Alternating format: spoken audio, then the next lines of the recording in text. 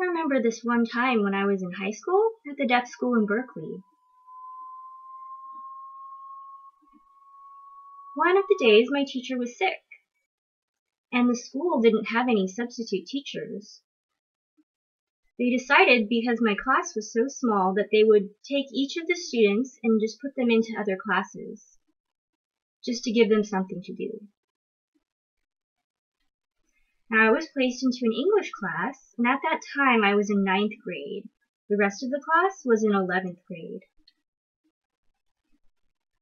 Some of them had deaf parents, and some of them didn't. They were all very good signers. They liked to play sports. They were all doing well in school. They were the popular kids. They had girlfriends and boyfriends, and they knew how to have a good time. And they were all involved in the community and very social. Now, I was very shy as the new student. And I had always liked them and wanted to be friends with their group. Of course, they probably viewed me as this little kid, which is normal, and that's kind of how growing up works. In that class, I was sitting at the back, and all of a sudden we had some visitors that were not deaf.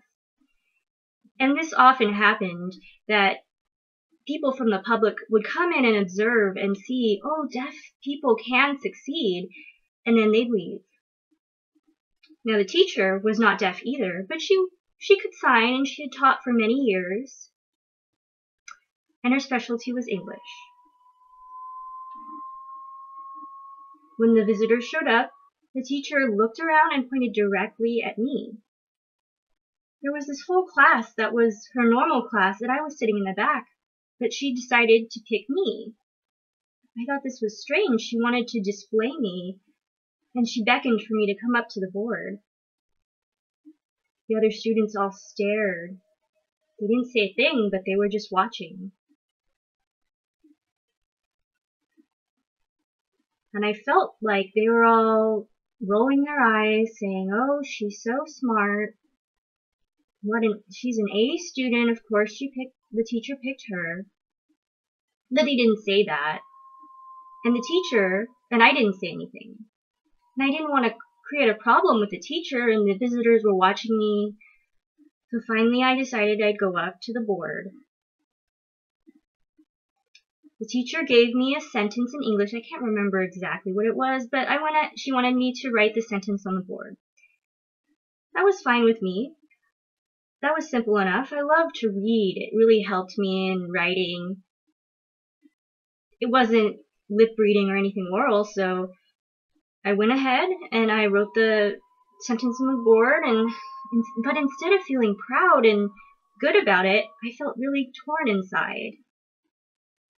The teacher was happy, and the visitors were happy, and they were all impressed, and they left.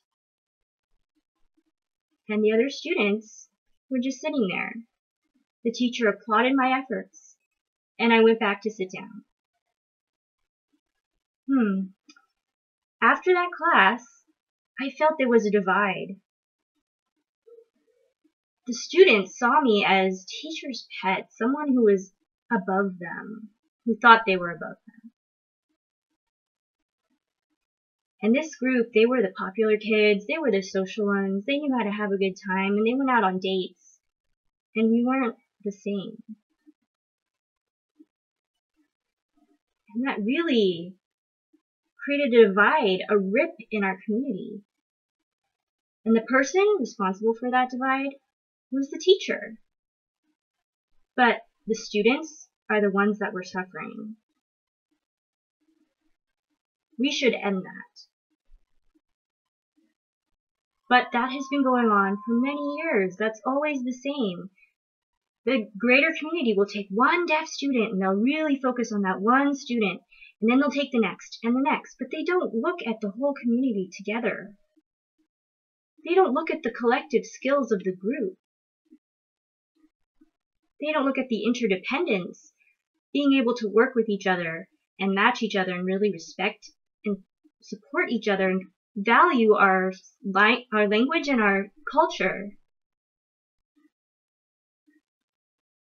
Maybe there's some people who are really amazing signers and they contribute to our community, and then there's some people who are amazing with written language and maybe they can't sign as well, but we welcome them as well, and they can help us with their strengths, and we can help them with their weaknesses. And that is real unity. I've seen it happening in our community. I've already witnessed it many times. But the big question is who is creating that divide? And that's a good question.